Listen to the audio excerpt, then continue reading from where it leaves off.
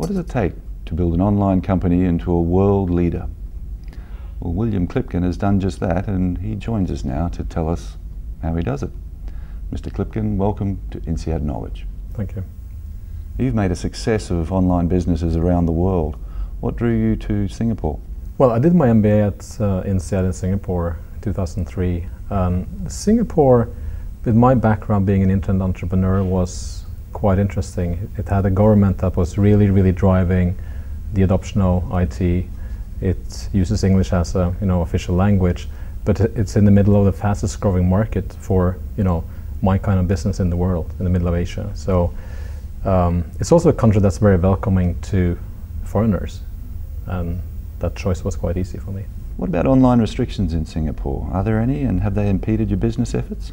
Historically, Singapore has been quite hesitant to open up for anything that causes too much political debate, and that has included the online space, although I think we've seen in the last 12 months a kind of relaxation of that.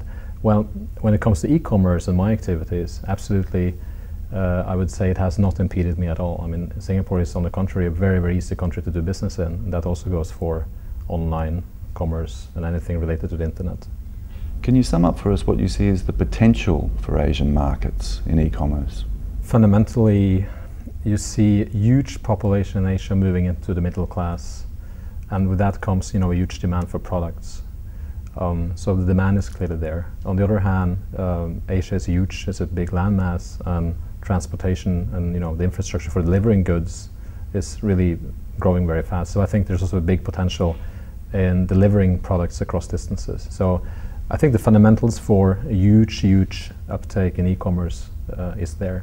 Now, the lacking part in countries like India, for example, and many other countries, is the percentage of the population that is online. So I think as you also see more people getting online with better bandwidth infrastructure, you will see the real potential being taken up. According to a global Web Index survey, the percentage of internet users using social media in Asia, and we're talking about countries including Indonesia, Malaysia, Singapore, Hong Kong, China, are outstripping the US and the UK by up to 30% in some cases. Why is this? Well, first of all, that's the percentage of the users that are already online. So, but that's a very interesting indication of what happens also in the future with the new users joining the internet. I think when it comes to social media, what people tell me is that Asian culture is somewhat more open to written communication as opposed to face-to-face communication. So in Singapore or Malaysia, you see that people actually propose via SMS. So that kind of shows, I think, a propensity to use social media to interact on everything from a personal level to forming opinion, carrying out debates. So what does all this mean for the future of the platform in many Asian countries that do not enjoy perfect democracies? Is there a link between instability and social media, as may have been the case in the Middle East during the Arab Spring, or is this an oversimplification? I believe that social media at its core is a way to organize opinion and discuss different issues online. And as such, a fundamental tool for also organizing dissent in countries that are oppressive. I think in Asia, as in the rest of the world, as more people come online in the country, you will see that power to organize dissent using social media will just grow. So the big question for countries like China or India or other countries out here would be in what way the various governments actually try to control this social media communication when it becomes a really powerful force, even more than today. What criteria do you use for identifying and taking advantage of markets, particularly in Asia? In general, Asia is untapped all across. So I would try to go into the markets that are most easy for me to access, and that would be countries where a large part of the population speaks English, where governments are less corrupt, and when there's a certain amount of people already online, so that there's a certain base for a business to actually start to gain traction and start to make enough revenues to sustain itself. Now, after founding the e-commerce portal Zoomit in 1997, of course, Kelku was your first online triumph. Kelku, of course, being the one of Europe's largest online shoppers, which was purchased by Yahoo in 2004 for 450 million euros. Perhaps you could just walk us through the events surrounding the merger in 2000 with Zoomit and your role in all of this. At that time, e-commerce was really taking off in Europe, pretty much the same situation as you have now in Asia, which makes this exciting for me. We had 2 or 3 big companies in Europe, and Zoomit was one of them. And we had a clear strategy after the fatal .com crash in April 2000 to try to merge with our competitor as a strategy to try to survive. And it turned out that Kelco had the exact same strategy. So when we met them, we pretty fast agreed to a merger, and we carried that out, across a very short time. So why did you leave Kelco? Kelco was following this very aggressive M&A strategy. So they had consolidated companies in the UK, Spain, France, and with my company, Scandinavia and Holland. So it was actually a founder team of more than 10 people. And I think that was just too many founders in one company. So after an initial time, I think some of the founders stepped back and some founders remained. And I think that was the right decision for me.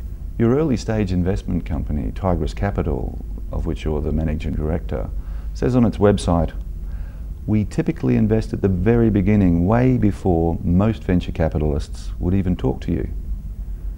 How do you know so early what has the potential? You never kind of know exactly what has potential. I think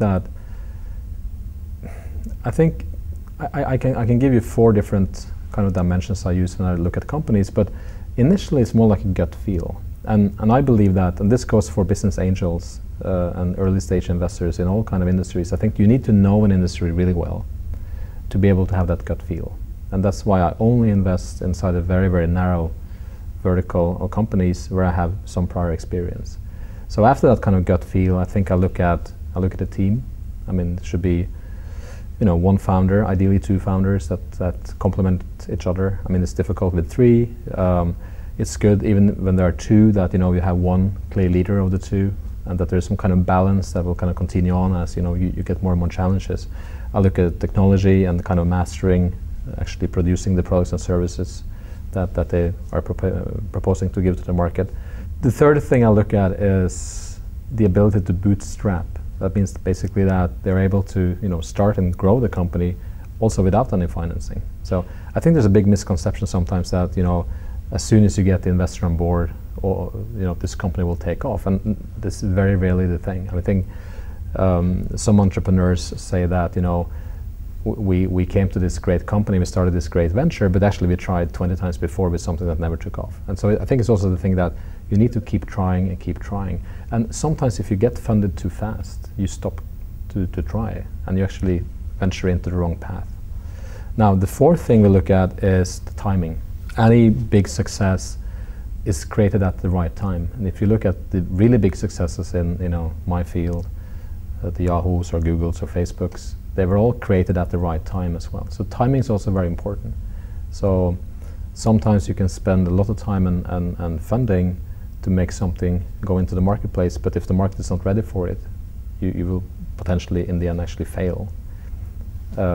So with all those 4 criteria matched, then I would be very interested in investing in a company. You also seem to divest early. Is this a set strategy? No, I think as early stage investors, we take a lot of risk, and there are usually no ways to sell or divest at any given time. So usually there are several rounds of funding in a company, and we have to stay there and sit and own our shares. And when an opportunity arises to have a trade sale or an IPO, for example, in the rare best case, then we will tag along and sell. So I think, yes, we try to help the companies to find that exit strategy and to carry it out, to actually propose and speak to potential buyers of the company. But if there's any special strategy to divest early, no, because sometimes the longer you sit there and the further the company grows, the bigger return is. But sometimes you have no choice. Sometimes, and in most cases, a buyer would take in every single share of the company, and you have to sell. Among other things, you're currently involved with an online travel search engine based in India, an online publishing house in Singapore, and an online marketing solution company for SMEs via BAF Spectrum, which is your Singapore-based seed fund that you co-founded, don't you think you're spreading your expertise a little thin? Yes, I think it's a very good question. I think I might be spreading myself quite thin. But then again, I don't think perhaps this... In terms of expertise, of course, I'm talking. Right. The thing is that I might never get this chance again to be able to invest in so many interesting companies in such an exciting market. So I don't mind spreading myself a little bit thin at this time. The other thing is that when you do early stage investments, you have to be invested in many, many companies. Because of the enormous risk you take in one single investment, the best strategy, I think, is to be invested in at least 10, 15 companies. Because, I mean, in many, many cases, the company will fail and you lose all your money and your time and efforts in trying to make the company successful. Now, the other thing which is interesting is that companies that I invest in would need me, or I would be interested in working with them at different stages. So at different times, I would work with different companies more and probably not work with other companies at all. Describe your relationship with Mozart in the Middle East. And what are the opportunities for exploiting social media in this part of the world? Yeah, Mozart is a very interesting example. It was the first investment we did in the seed fund you mentioned, BAF Spectrum.